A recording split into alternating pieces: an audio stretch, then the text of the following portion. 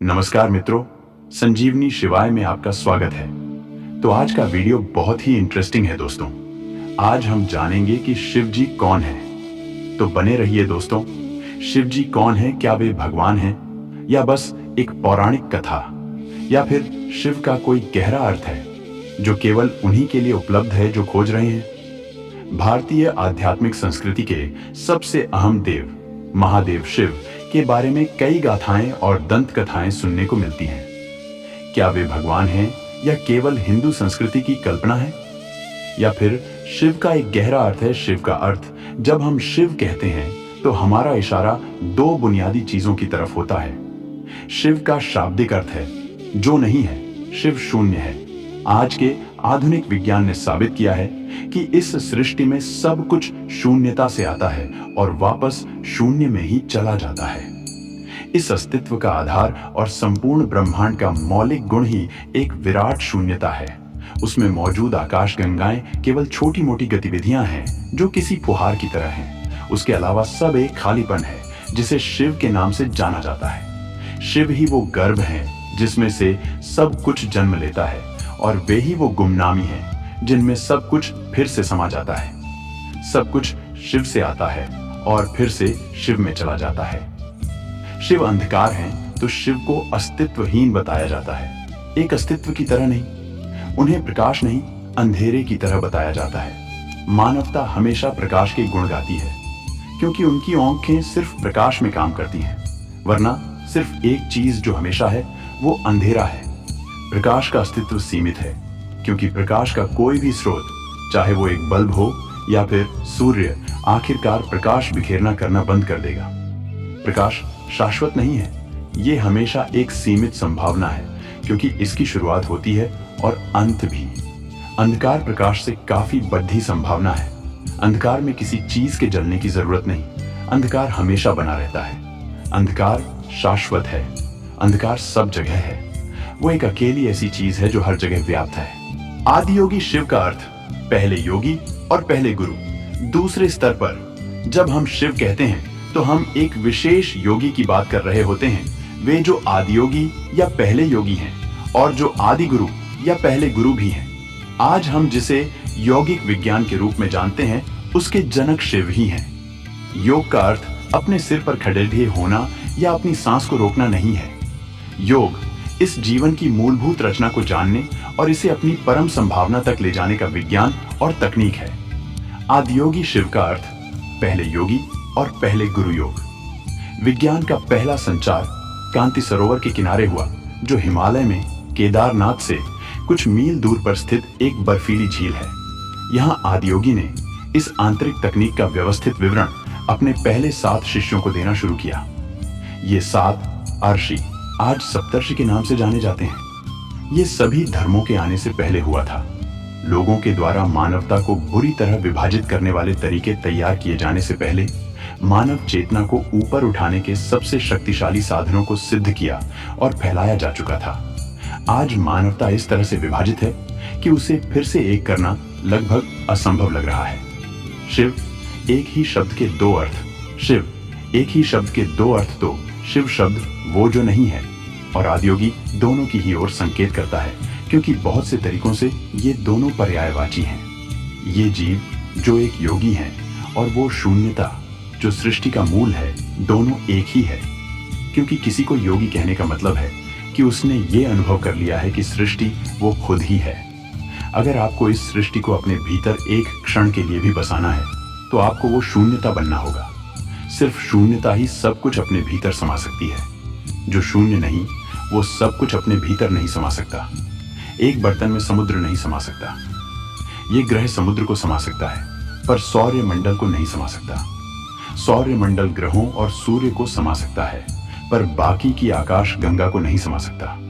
अगर आप इस तरह कदम दर कदम आगे बढ़ें तो आखिरकार आप देखेंगे कि सिर्फ शून्यता ही हर चीज को अपने भीतर समा सकती है। योग शब्द का अर्थ है मिलन।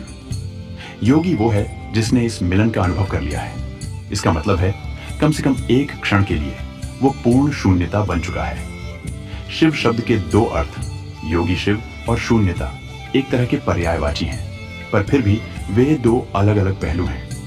क्योंकि भारतीय संस्कृति द्वंद्व से भरी है, इसलिए हम एक पहलू से दूसरे पहलू पर आते जाते रहते हैं। एक पल हम परम तत्व शिव की बात करते हैं, तो अगले ही पल हम उन योगी शिव की बात करने लगते हैं जिन्होंने हमें योग का उपहार दिया है। शिव के बारे में लोगों की कल्पना, यह अफसोस की बात है कि शिव का परिचय ज्यादातर लोगों को भारत में प्रचलित कैलेंडरों के जरिए ही हुआ है, जिसमें उन्हें भरे भरे गाल वाले नीलवर्णी व्यक्ति के रूप में दिखाया गया है।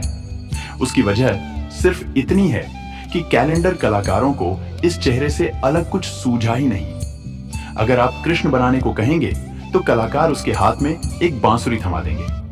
राम बनाने को कहेंगे तो उसके हाथ में धनुष दे देंगे, और अगर आप शिव बनाने को कहेंगे तो सिर पर चांद बना देंगे। बस काम हो गया। शिव के बारे में लोगों की कल्पना। जब भी ऐसे कैलेंडर को देखता हूं, मैं ये सोचता हूं कि मैं कभी भी एक चित्रकार के सामने नहीं बैठूंगा। फोटो में कोई परेशानी नहीं, क्योंकि उसमें आप जैसे हैं वैसी ही तस्वीर आ जाती है। अगर आप शैतान की तरह दिखते हैं तो आपका फोटो भी वैसा ही आएगा। पर शिव जैसे एक योगी के गाल इतने भरे कैसे हो सकते हैं?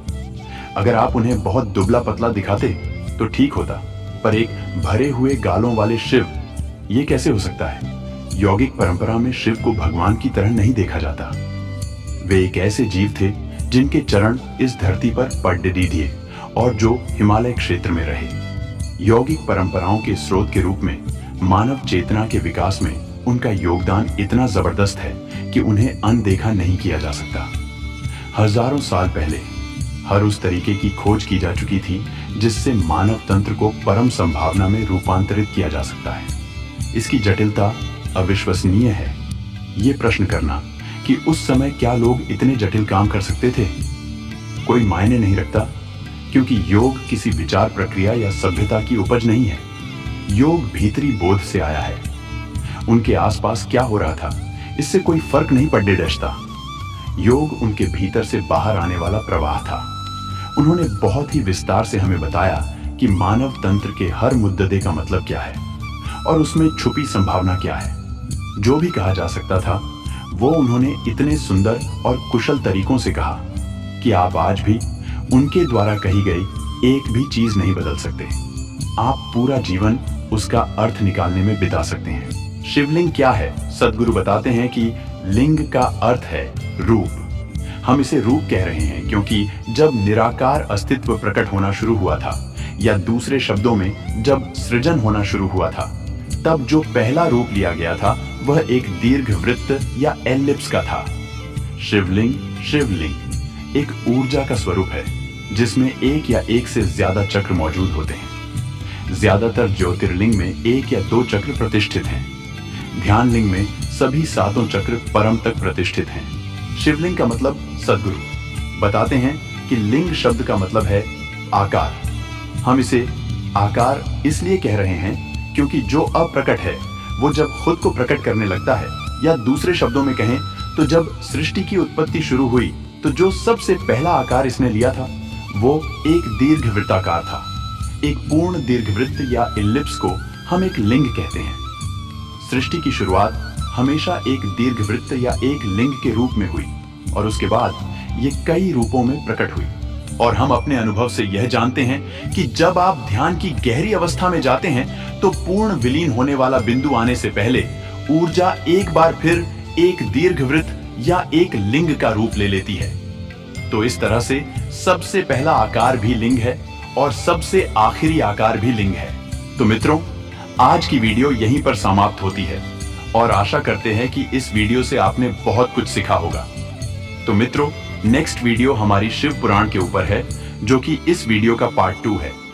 और अगर आप नेक्स्ट वीडियो देखना चाहते हैं तो वीडियो को लाइक करें और चैनल को सब्सक्राइब करें और बेल आइकन जरूर दबाएं ताकि वीडियो की नोटिफिकेशंस आपको सबसे पहले मिले। तब तक के लिए हर हर महादेव।